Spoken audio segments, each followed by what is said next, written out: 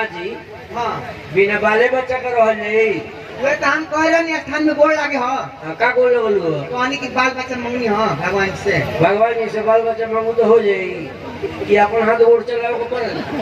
वे तो हम कहा था कि भाई 12 साल की आप भैया अभी तक बाल बच्चा ना भरी सुले बनी नू गांव के लोग कहतो लखनू एगो बाबा बारे उनका लग गईला पर नू सोची मांगा जाला नू सादा प्रेम से सब मिल जाला।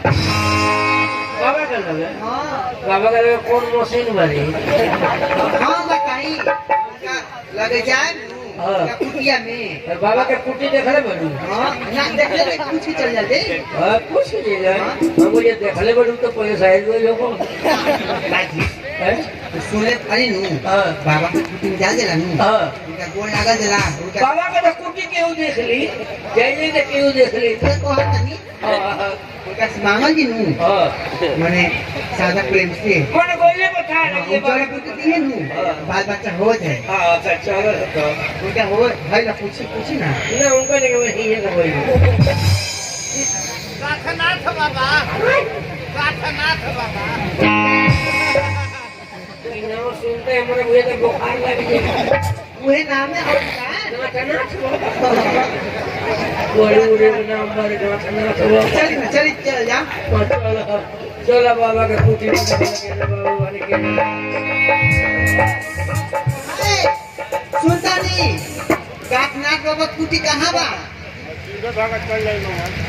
गाथनाथ बाबा ये पूछिए हम ना पूछिए ऐ बउआ से पूछिए ऐ बउआ हाँ बोले से तो आइले बनी सामने से आगे चलो चलना के अलख निरंजन अलख निरंजन हम आशा राम के चेला हमार नाम है गाथनाथ बाबा।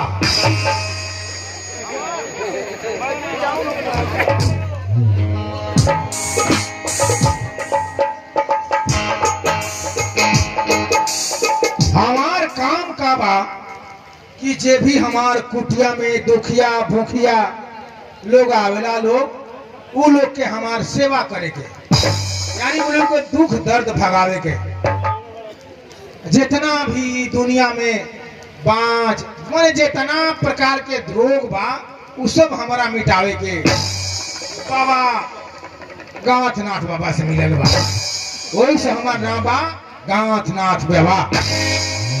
हमार दूगो चेला बाड़ो सन आज आश्रम में ना लोग उतरसन भेजनी सवेरे की जहाँ से लकड़ी चून के ले आवसन ताकि हमनी के धूमी रमी आ लिट्टी चोखा बनावल जाए। सवेरे ही निकलल बरस लेकिन अभी तक लोगों के कौनो आता पता नहीं के न लकड़ी आई न कौनो गांव में से मांग के ले रसी हम लिट्टी बनो आ चोखा बनो। अच्छा थोड़ा देर हम इंतजार करत हई समय हो गल बा जरूर चलवा कुलावत हुई आ दुखिया भूखिया आई लोग हमार सेवा कैल वो लोग के मतलब दुख भगावल हमार काम होला। अलख निरंजन गई रही हम मेला हो ले आई बदिया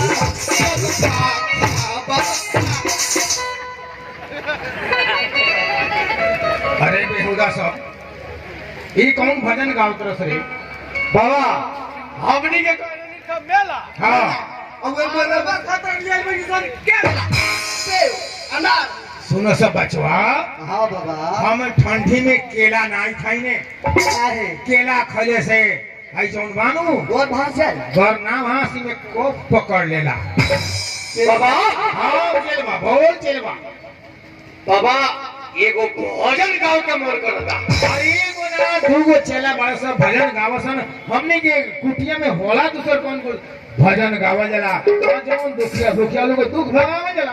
हाँ बाबा कभी सवेरे 9 बजे से आई लोग ठीक बा तब तक हमने के भजन कीर्तन हो जाओ चल गाँव चेला जल्दी गाओ। बाबा ए बाबा बोलो चला चल भजन अरे जैसा ये जैसे जैसे जमाना चल रहा वैसे भजन सुना हमरा याद नहीं है हाँ वो बाबा की याद हुई। सिस्टम के अनुसार गाँव चला। अरे बाबा कैसा सिस्टम चाहिए बाबा? मतलब पहले 2G था, अब 3G, 4G, अब 5G चला। हाँ तो हमनी के 5G चला है तो बाबा एगो कौन भजन सुनावला?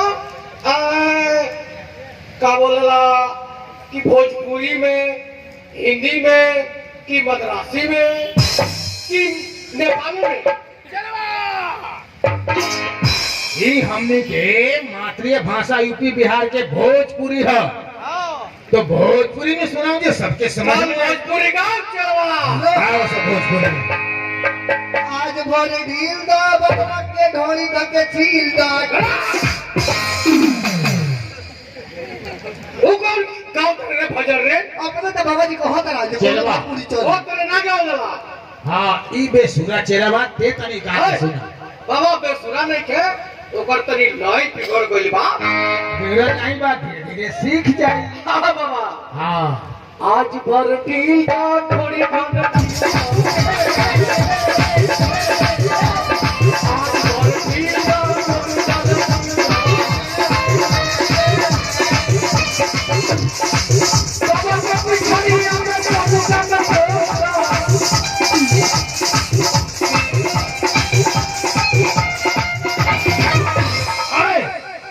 अरे तोने खने चला रही तो हमारे एक आध महीना बाद जाए पड़ी लखनऊ।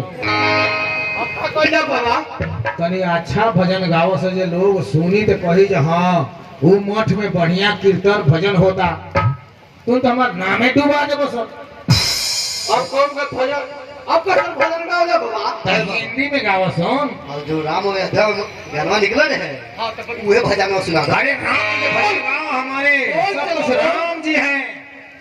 राम जी अयोध्या में राम आए हैं, हुए गाना सुना था, हुए भजन सुना था। एक मिनट लाइट बंद करो, एक मिनट बोलो जा सकते वीडियो बंद करो, लाइट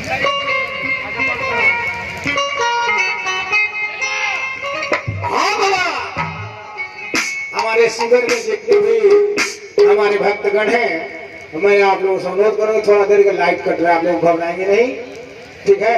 उसके बाद फिर हमारे लाइट आएगा और हमारे कार्यक्रम शुरू होगा, लेकिन आप लोग घबराएंगे नहीं। जितने भी हमारे भक्तगण हैं, नहीं ये 5G है चिलवा।